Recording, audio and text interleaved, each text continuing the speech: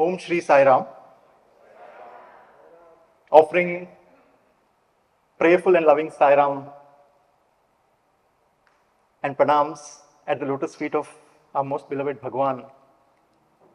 Most esteemed elders, dear brothers and sisters, a very, very loving Sai Ram to all of you. Having been picked up, I always keep telling myself that you have been picked up randomly. You have been a stone that Swami has just picked up. He could have picked up anybody, and he had told me many a times, right? Do you think you have anything special that you have been picked up by me? Do you think there are not many more smarter people than you? There are not many more intelligent people than you? Many more hardworking people than you? Do you think you are something special? You're only special because I have picked you. So don't be egoistic about it. So, he had drilled that long back and very, very firmly down into me. And I know that. And, I know that we are all stones on the, pebbles on the road that have been sanctified by the divine touch of his feet. We are all aspiring to be sculpted by him. And here is an opportunity. Here was one jiva that got an opportunity to be sculpted. So welcome to this journey of living a special day with Swami. Let's live one day, one 24-hour day with Swami. It's a day that has been built across many years of this thing, but many years of stay with him, but it's packed into that 24 hours. There is a concept in Sanskrit, a word in Sanskrit called prahar. There are 8 prahars in a day, right? It's a prahar is a 3-hour period, and a day is divided into 8 3-hour periods. So what I'll do in this is divide the 24 hours into 8 units of 3 hours each, and narrate incidents about that 3 hours. I think 4 to 7 is the first prahar. In our hostel, there used to be an urban legend. There was a time when Bhagwan would come and wake us up and tell us to chant the Suprabhatam. I hope you see the irony of it, right? Here is Bhagwan waking you up to telling, okay, wake me up now, right? Ishwaramba Sutta Sriman Purva Sandhya Pravartate. So that was our wake up in Swami's room. We would be tossing in our bed. 3 of us would be lying, myself and 2 other brothers. This was in 98 when I just started living in Purnachandra, and 3 of us would be lying on our bed, on our mattresses, and we would be awake. We know that Swami is pacing around. We can see the shadow, covering the light bulb, this dim light bulb every now and then. Swami is pacing up and down. We could make out that he's coming and watching the clock, waiting for the right time to kick us out, right? But knowing that the youngsters need their sleep, not kicking us out too early.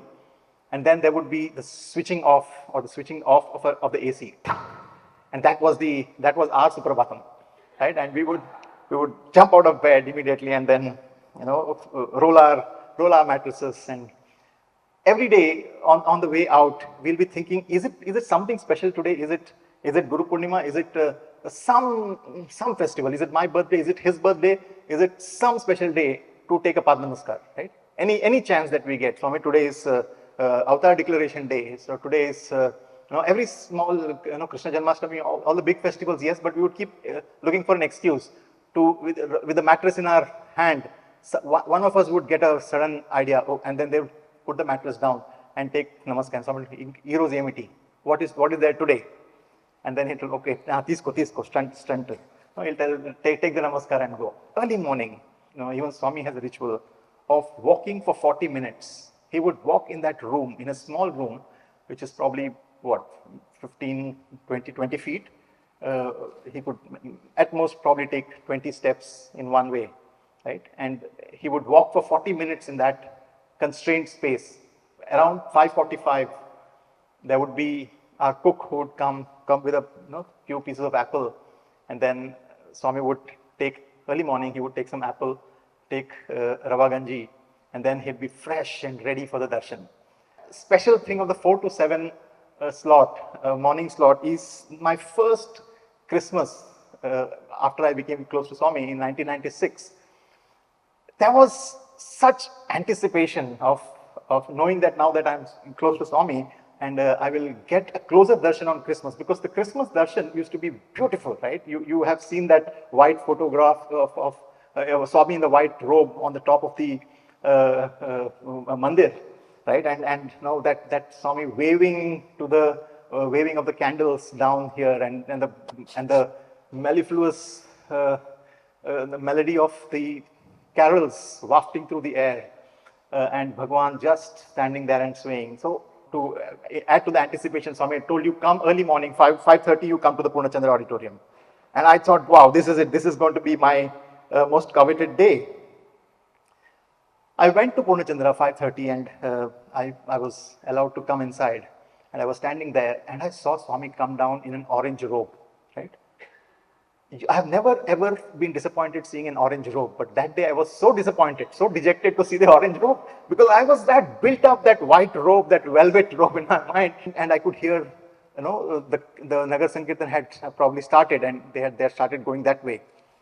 And then suddenly Swami said, "Ha, padam, padam, padam, let's go." I told, "Okay, let's go." And Swami, in his orange robe, he comes out of Purnachandra and goes into the interview room from the back side, from the back door. He enters from the back door towards the mandir, and then again he goes and sits in the interview room chair. And we still don't hear the Nagar Sankirtan happening, and we are sitting. I'm thinking about, anticipating what's going to happen, and then suddenly he says, "Padam, padam, ready, ready, ready." And then he goes into a small room that leads from the interview room to the inner rooms, to the kitchen. And in that small room, probably the robe had been kept by the attendant, by the cook who was there at that point of time, Subapaya. And he goes inside, and after about 5 to 7 minutes, he comes out in those white, dazzling robe. Right? My heart stopped, right? It's Swami going in with that orange robe, and then coming out fully, the hair beautifully done, the full crown of hair perfectly done, and then he looks at me with a twinkle in his eye.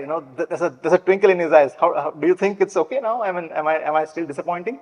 Kind of a thing, right? And the 7 to 10 prahar, the next prahar, right? That's the time for the universal darshan where he is the Lord of the creation, and that darshan is meant for everybody. And he gets ready, and at around 6:45 the music would start. And for me, darshan was a glimpse of Swami coming from Purnachandra auditorium through the window of the interview room, right? Put yourself in that place. Many of you would have got interviews. You would have seen that clock on the interview room. There's those vibhuti baskets kept there, Swami picking up and giving. Then there's those small 2 windows, right?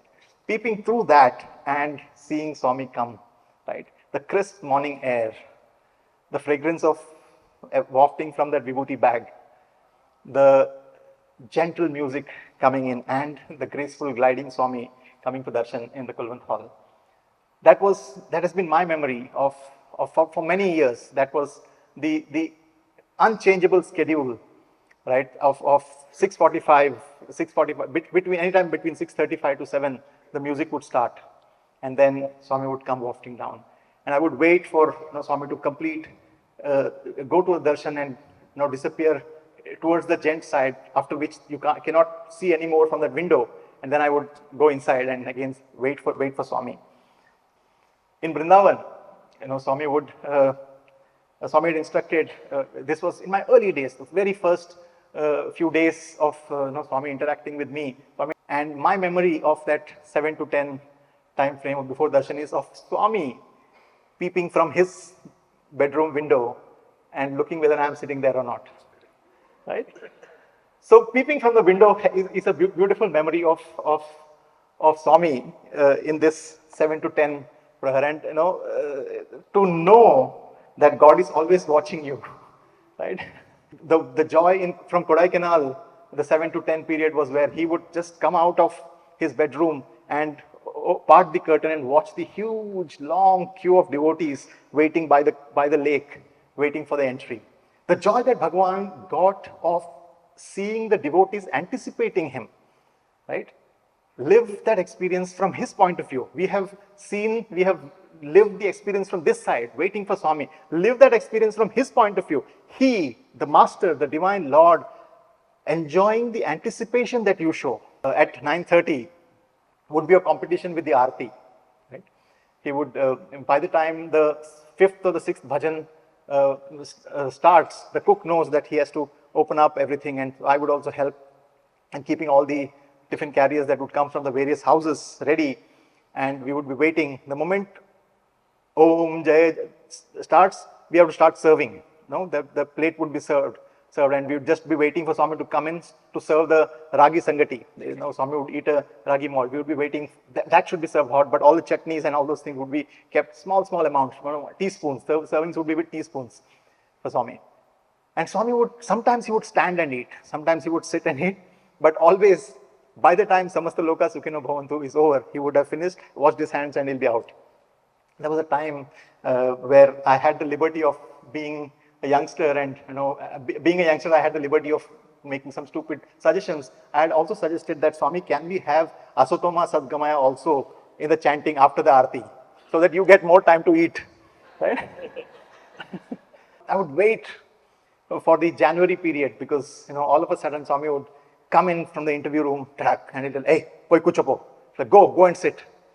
And I'll run out, and I'll sit in the car, knowing that we are going to the stadium to watch the students practice.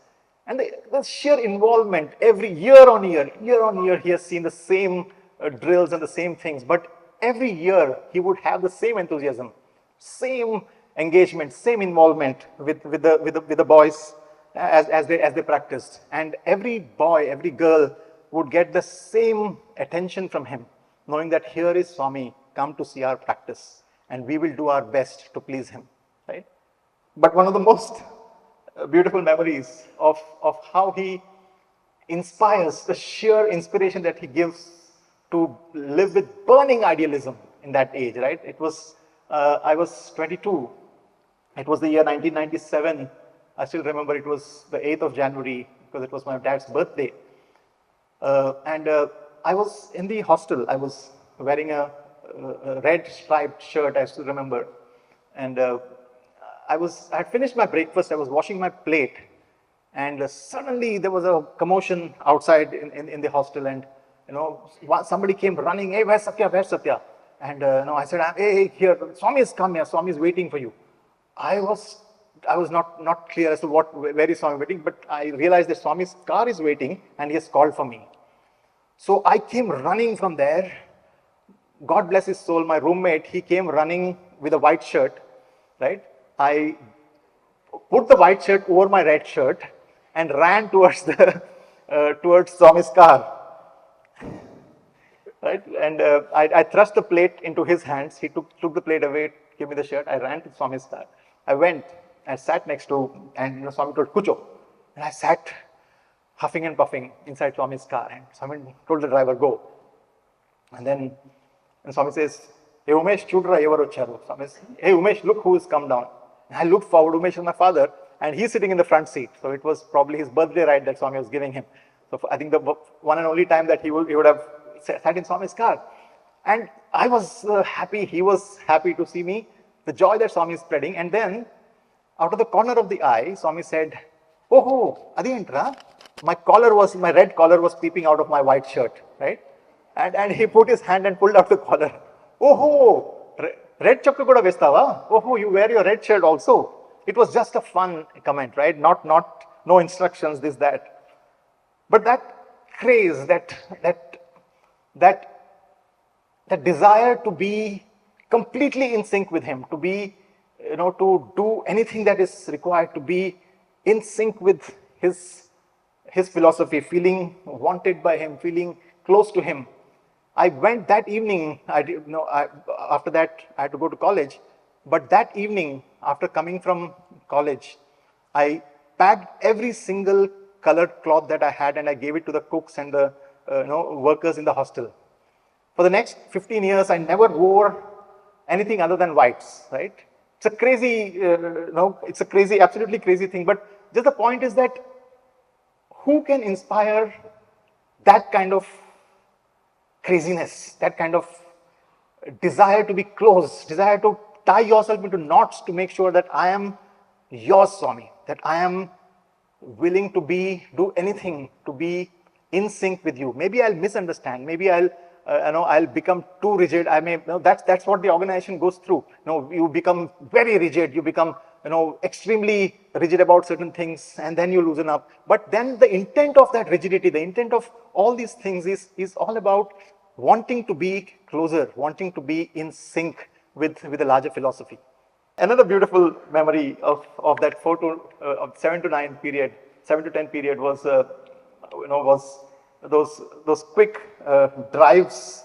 Suddenly Swami would take us on, and one of these drives, I heard a beautiful bhajan going on in primary school. So Swami had gone for a drive, and as we were crossing the primary school, it was this bhajan. I don't know whether you've heard, I'm sure you would have heard that.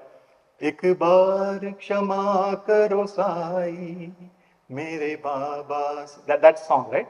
When we were passing in the car, and when that wafting music came from the bhajan hall into the air-conditioned car of Swami, I said, Swami, this bhajan, Swami, it's a very beautiful bhajan.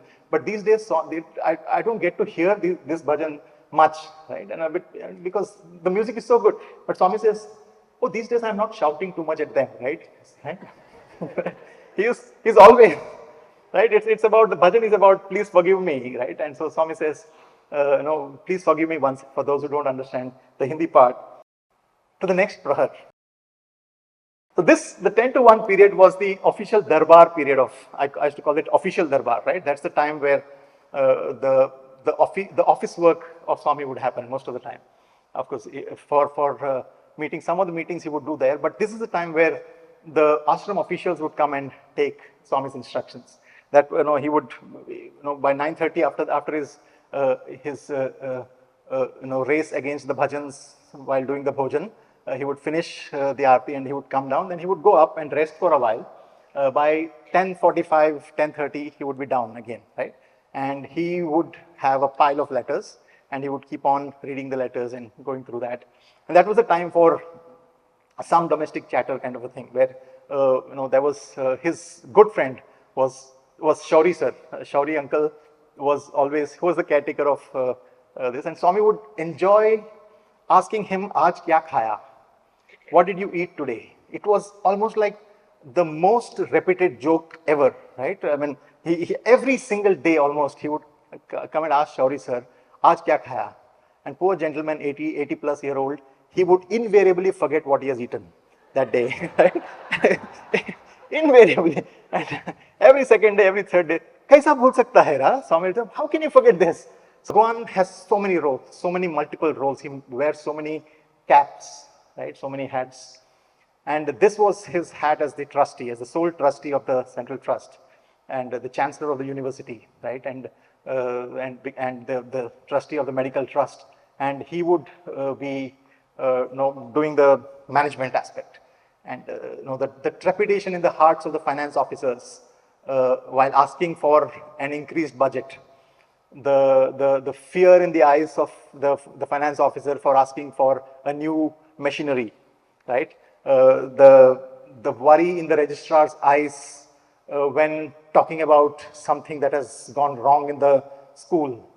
This is Bhagwan as a chancellor, as a trustee, as a sole trustee of the Central Trust, right? Bhagwan, merciless, telling that Tata Sattvan Kunawa, is it your grandfather's property?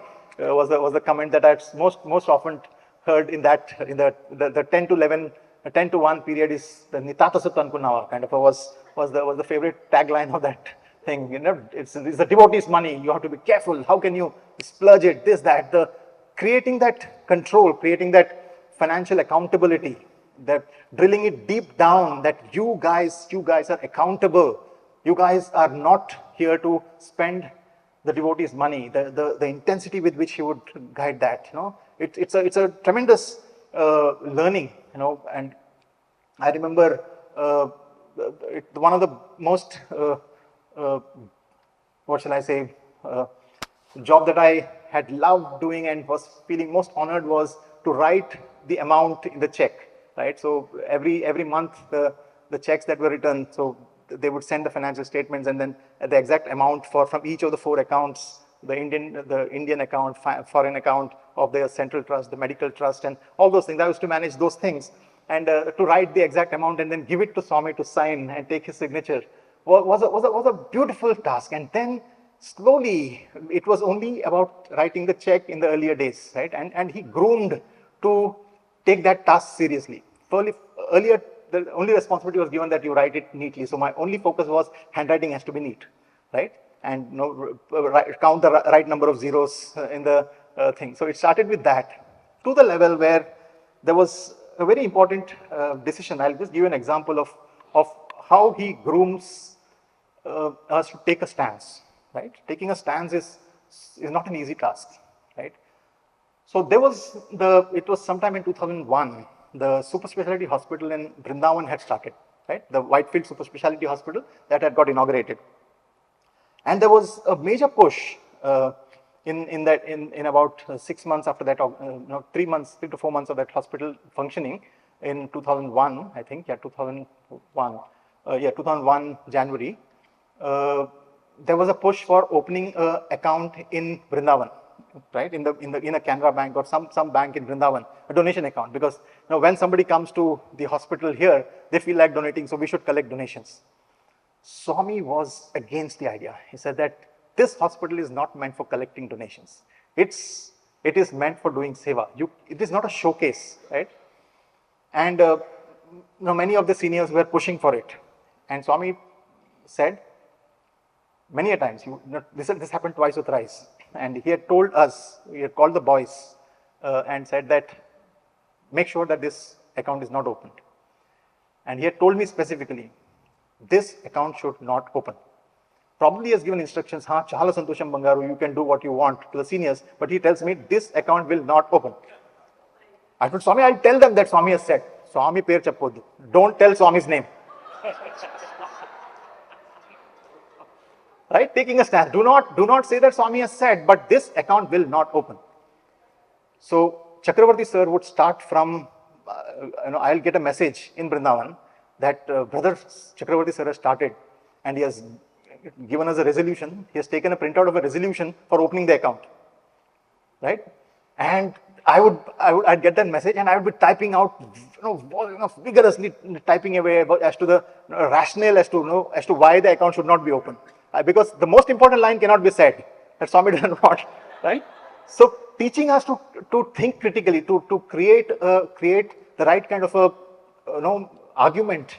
That was one of the finest trainings that I think I have received. And by the time Chakravarti sir comes to Vrindavan, and I am in Vrindavan, so I am not aware of what he is coming with. So very innocently, sir, here is a note, sir. I think there is some discussion about opening a new account. Sir, here is a note that I've prepared. Please have a look at it. Right? He's sharp, right? Chakravarti sir understand that this kid will not do something without a larger instruction, and the importance of taking a stance. I know most of you are understanding what I'm alleging to, what I'm pointing towards by narrating this incident, that it is important to take a stance when we feel that things are not going right. It's an important decision to take. It's an important thing to take a stance, and there are some stances that have been taken which are very vital for the long-term progress, the long-term goodness of the Sathyas Sai institutions and the Sathyas Sai organizations. I think let us all understand from the 10 to 1 time frame that each one of us are being groomed to take a stance. And taking a stance is never easy. Taking a stance is full of fear.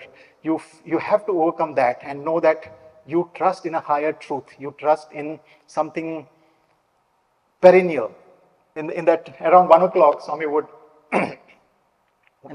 take a little bit of Tiffin. He would, eat maybe 1 idli, or sometimes when he's dieting, he'll take half a idli, right? That kind of a thing, and maybe a little bit of upma, kulipadiyanam, right? Yes, that was was an absolute favorite for this meal with Swami. So many a times we would keep the Guntapanganalu away and serve him something else, knowing that afterwards, if we show that, he will have a couple of morsels extra, because he would never say no to the Guntapanganalu kind of a thing. So some cheating that we used to do at that point of time to make him eat a little bit more. Right? So this is the afternoon thing, and that's when his another friend, Mr. Chiranjeevi Rao, used to come. Chiranjeevi Rao sir was a wonderful, he was, I think, the most loyal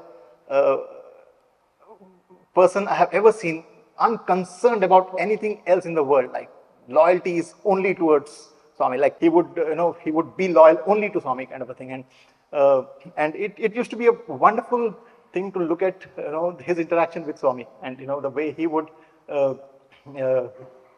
Swami would ask the question, Yem Samacharam, right? So what news, right? That's this Inkem Samacharam. And he would take it so literally that he has to tell a new news, right? And and it's a very relaxed period, after the post that Tiffin period, where he would sit for some time, and then around 2 o'clock he would get up and then go, just waiting to, we could see that by around 1:32 he would become anxious. He'll be waiting. My devotees are waiting there. I have to go for darshan. That excitement would pick up again, right? And I still remember one day, normally by 3 o'clock the darshan music would start. After that 1 o'clock period, 1:30, when Swami goes up, my duty was to go back to the office, and I would spend about an hour and a half before Swami goes for darshan, where I would come to mandir for a while.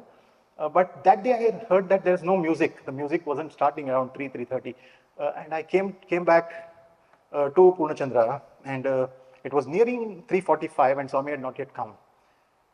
And we would sit. We were not allowed in those days to go upstairs, so we were sitting down waiting for Swami to come in what is called the lift room in Purnachandra. And suddenly the lift button started glowing, and we know that Swami is coming out. When Swami came out of the room, his eyes were bloodshot, and he's telling, "Hey, time and time, huh? Time and time." He's telling him, "What's the time? What's the time?" That, kind of an anxiety, full drama, I know that. But no, he's asking, what's the time? What's the time? I slept away. I slept. I didn't know what's the time. All those, but eyes are bloodshot. Then I just held Swami's hand. It was hot, right? That he was running a fever. No, Bhaktul wait chestunaru. No, devotees are waiting. And then he told, "I'll get ready and come." Right? He went up. Just 7 minutes, 8 minutes, when he came down, fresh as a flower, sparkling eyes, beautiful, the hair completely done up, and the amount of time Swami would take to get ready, the intensity with which, the intent with which Swami would get ready to come to all of us, right? We think that we get ready for darshan, and we go. We pick up the whitest of the white pairs from the hostel, right? We used to have concept of darshan whites, right? We had, for the university, when we go to college, it could be the faded yellow, yellowish white, and with the dhobi would have done everything with that, and we wouldn't wear that. But for the darshans, it would be darshan whites, right? We had this concept, and we thought that we are like prim and proper. Some of us in the hostel, they would have bath only at 3 o'clock. In the afternoon, because morning college we can go anyway, but before darshan we'll have bath and go, kind of a thing. So different theories were there in the hostel. We get ready, but here is Bhagwan, right? Preparing himself to come for darshan, and that anticipation was the highlight of the 1 to 4 period. 4 to 7 period, I don't think I need to speak much, because all of you have seen the 4 to 7 slot, and that's the workshop, I call it, right? That's the workshop for the students. That's the place where the maximum amount of intense work on character development would happen. Tremendous amount of work that goes behind all those things to make that run smoothly, right? To give you that joy of those bhajans. Swami would have 100 frowns on the boys for going a little bit offbeat, for going a little bit out of shruti. Right? Swami would trample on the egos of people, of students who would start their own bhajans and compose something new and try to present to him which was not appropriate. He would absolutely destroy the ego of some of the youngsters who would try to give new turnings to the bhajans, right? The new musical turns to the bhajans based on the whims and fancies. There is so much of work in the workshop mode that Bhagwan would put in to give that experience. When we run an institution, when we run an organization, are we paying attention to all these small details? I'll skip to the 7 to 10 prahar now, and this was the post bhajan, evening bhajan time. Again, a relaxed few moments he would spend. He would before his dinner, and then after all the crowd gets dissipates, the cooks would come with their bags, and then serve a very light dinner, maybe one chapati, or sometimes when he's when things are good, he would eat two chapatis, kind of a thing, and a little bit of beans or some light vegetables, or a dal with green leaves, right? That was one of his one of his favorites. He would finish that, and then he would again sit for some time and talk before leaving upstairs. And again, this was 20 minutes of walk, right? 20 minutes of walk was, by the clock, 20 minutes he would walk in that. I still remember wherever he is, right? In Vrindavan, in Patti, in Kodaikanal room was even smaller, right? Even within that small thing, he would walk. There was a beautiful day, one afternoon, we had gone to this Bannerghatta National Park. There was a national park nearby, and Swami had taken all the boys there. And there we had seen a little one of a cheetah, right? A cheetah cub was brought, cheetah or leopard, I don't know the exact animal, but it was brought, and Swami was seated in those that rickety bus, right? Swami had made him, the national park buses would be there, right? His car wouldn't go all the way into the forest. Swami was sitting in that rickety bus, and I still remember.